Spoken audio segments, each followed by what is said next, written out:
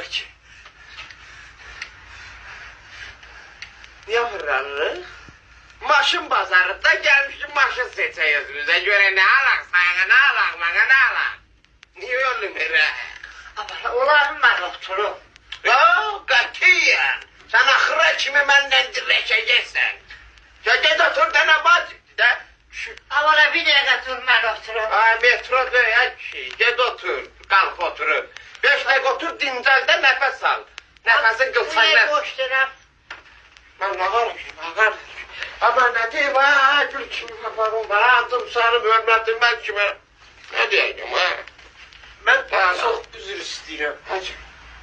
O kız sizin kızınızdır. Ayak Ayşe. Boşunun da burası.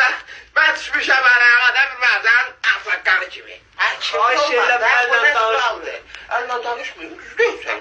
Ben niye göre seninle elle danışmalıyım? Hay Allah. Ha? Ben niye göre seninle elle danışmalıyım? Ha, yavrum sen